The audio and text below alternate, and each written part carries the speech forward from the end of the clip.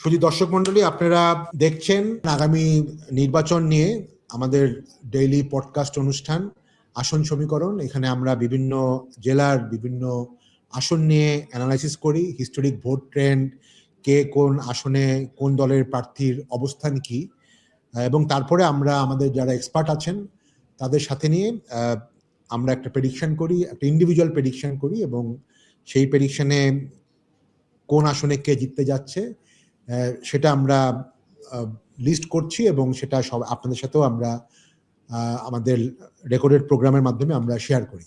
তো আমরা এ পর্যায়ে আমরা জয়পুরহাটের দুইটা আসন নিয়ে অ্যানালাইসিস করব। জয়পুরহাট এক হচ্ছে জয়পুরহাট সদর ও পাঁচবিবি উপজেলা। এখানে ত্রিমুখী লড়াই হওয়ার সম্ভাবনা আছে। এখানে বিএনপি বরাবরই শক্তিশালী, কারণ এটার বগুড়ার সাথে একটা ইনফ্লুয়েন্স আছে।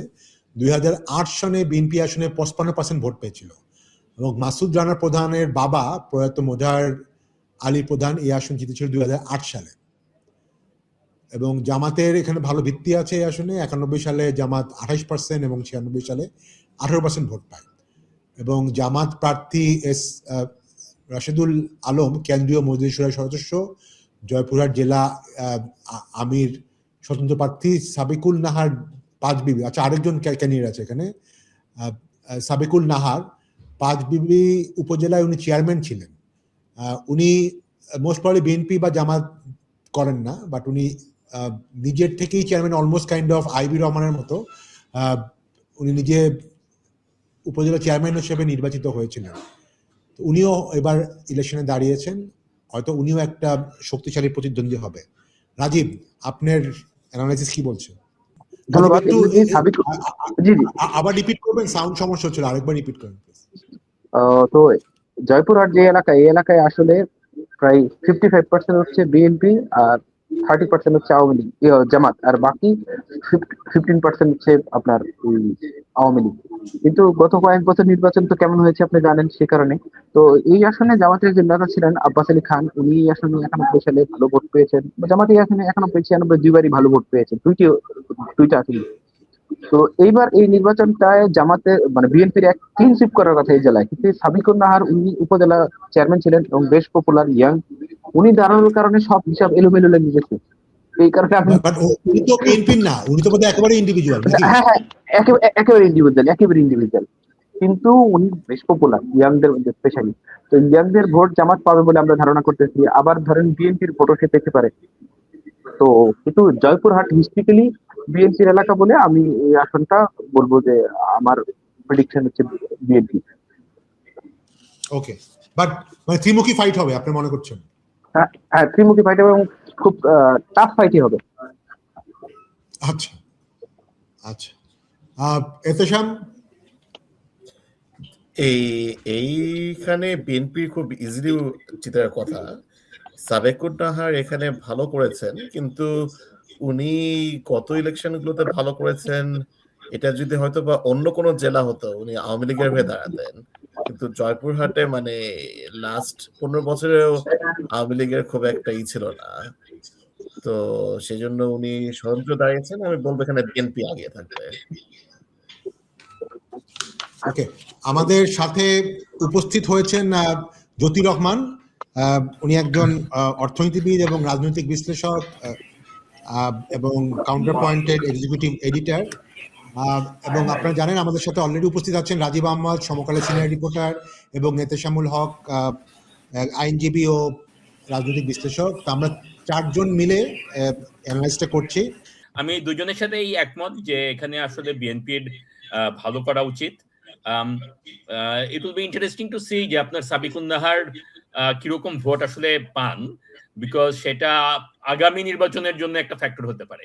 কিন্তু এই নির্বাচনটাতে আমার মনে হয় যে এটাতে বিএনপি, মাসুদ রানা প্রধান, উনি সহজভাবেই যেতে উচিত এটাতে। সো আমি বিএনপির কথাই বলছি। ওকে, আমিও এই আসনে মনে করছি যে বিএনপি এগিয়ে থাকবে, যদিও সাবেকুন নাহার উনি হয়তো ভোট কাটবে, কিন্তু ওনার ভোট কিন্তু আসলে দুই দিক থেকেই কাটতে পারে, যেটা রাজীবও বললো যে ইয়াং এর মধ্যে উনি পপুলার। তো ইয়াং ভোট কিন্তু আমরা জানি নর্মালি বিএনপি এবার জামাত বা জামাত জোটের দিকেই আমরা ট্রেন্ড দেখছি। তো সেই ক্ষেত্রে হয়তো কিছুটা হলো ওনার ভোট জামাতের ট্র্যাডিশনাল মানে নিউ বেজের দিক থেকেও আসতে পারে। তো আমি এই জন্য সবকিছু চিন্তা করে আমার কাছে মনে হচ্ছে যে আমিও মাসুদ রানা প্রধানকে এগিয়ে রাখবো। তো আমরা চারজনই এই ক্ষেত্রে বিএনপিকেই মনে করছি যে জয়পুরহাটে এগিয়ে আছে। আমরা যদি জয়পুরহাট 2-এ যাই, কালাই, খেতলাল ও আক্কেলপুর উপজেলা, এই আসনেও বিএনপি বরাবর শক্তিশালী।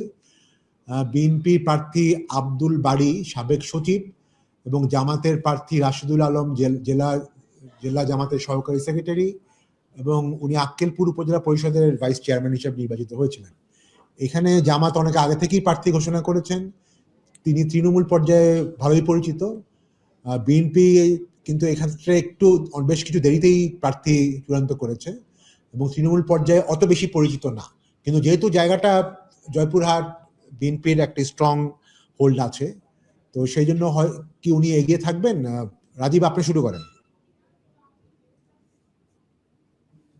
এখানে যিনি ভাইস চেয়ারম্যান সবুজ, এখানে কিন্তু তিনটা উপজেলার মধ্যে একটা উপজেলায় সবুজ ভাইস চেয়ারম্যান ছিলেন। উনি সম্ভবত 37 বা 38 হাজার ভোট পেয়েছিলেন। যাই হোক, উনি ইয়াং ফেস এবং যথেষ্ট পপুলার, কিন্তু এই আসন হিস্ট্রিক্যালি বিএনপির আছে। এখানে ধরেন যে বিএনপির একতরফা যাওয়ার কথা ছিল, একতরফা যাবে না, একটা নির্বাচনে প্রতিদ্বন্দ্বিতা থাকবে। ধরেন প্রতিদ্বন্দ্বিতা এরকম হইতে পারে 40-60, 45-55 এইরকম, কিন্তু দিন শেষে উইনার হবে, মানে আমি প্রেডিক্ট করতে পারলে বিএনপি। কিন্তু সবুজ এইবারের জন্য, আগামীবারের জন্য বর্ণাঢ্য হয়ে গেল। আচ্ছা আচ্ছা, ওকে। এতেশাম, এখানে বিএনপির প্রার্থী আব্দুল বারী সাবেক সচিব, উনি ঢাকার ডিসিও ছিলেন। উনি এখনো ওইভাবে মানে মানুষের কাছে যেতে পারেননি।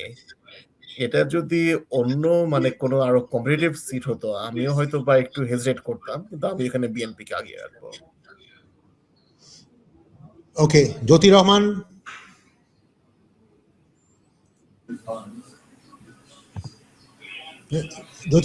আপনি প্রেডিক্ট করবেন এই আসনে? আচ্ছা, আমিও আসলে এখানে বিএনপিকে এগিয়ে রাখবো, কিন্তু এগেইন আমি দেখতে চাই যে আসলে জামাত এখানে কত ভালো করতে পারে, বিকজ আগামী নির্বাচনে সেটা একটা ফ্যাক্টর হবে। ওকে। সবুজ সাহেব ইয়াং, উনি be around for a while. জি। আর আরেকটা বিষয় হচ্ছে, আব্দুল বারী সাহেব উনি কিন্তু এখন পর্যন্ত 2বার আচরণবিধি লঙ্ঘনের জন্য শোকজ খেয়েছেন। উনি খুব মানে লাস্টের দিকে আসছেন তো খুব এগ্রেসিভলি চেষ্টা করতেছেন যে ওনার উনি মানে সবার কাছে পরিচিত হয়ে উঠতে। তো আজকে উনি ইলেকশন কমিশনের শোকজ খেয়েছেন। আচ্ছা আচ্ছা, এনিওয়ে, তারপরে আপনি এখানে বিএনপি এগিয়ে রাখছেন? হ্যাঁ, তারপর জি। ওকে, তাহলে আমিও আসলে আপনাদের সাথে তিনজনের সাথে একমত এই ক্ষেত্রে, কারণ এই এরিয়াটা আসলেই খুব বিএনপির জন্য খুব শক্তিশালী একটা এরিয়া। তো আমরা তাহলে জয়পুরহাট 1 এবং 2 আমরা বোধহয় চারজনই মোটামুটি একমত যে এই দুটো আসনেই বিএনপি এবার জিততে যাচ্ছে।